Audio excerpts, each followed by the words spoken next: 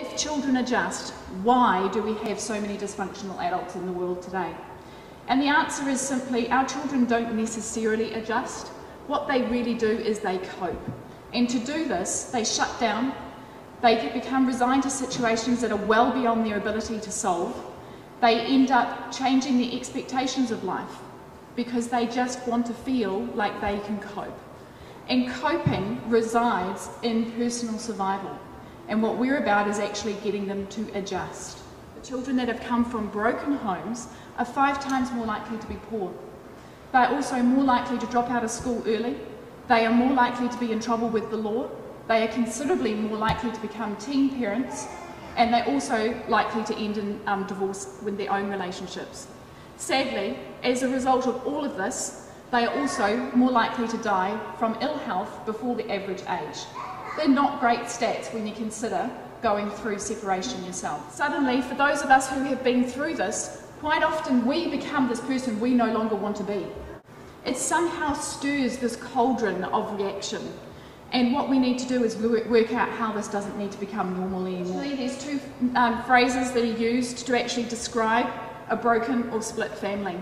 What it means to them is something is wrong, it needs to be fixed, we need to be put back together again.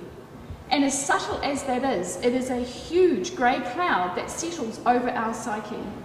So what we've sought to do is to actually come up with some way, term that says it's okay. And the term is complex family.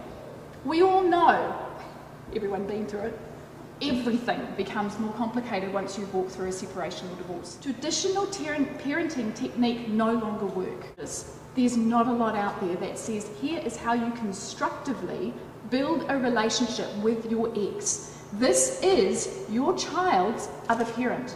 This is half their gene pool that they are carrying around with them every day of their life. And you are bonded to this person through the birth of your children for the rest of your life. It's the child who comes to you and says, Mum, can you explain unconditional love to me when you no longer love my dad?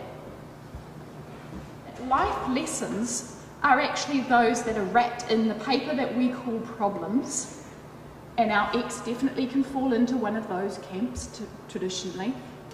What we do is we look at a way of actually working with you to do. We will shift your head. This means that we will allow you to gain new tools, new strategies to actually move what you're thinking. The second thing we do is we help you heal your heart, because for many people, divorce is heartbreaking. And the third thing we do is we help you create your family again. So it's no longer broke or split. This family is about being whole, it's just an extension. It is our role, it is our duty, and it is our obligation as parents to lead our children. It is our responsibility to bring them up and to shape their foundation. And don't leave that to chance. Because if there's one thing that my kids hear all the time, it's a little phrase, it's caught, not taught.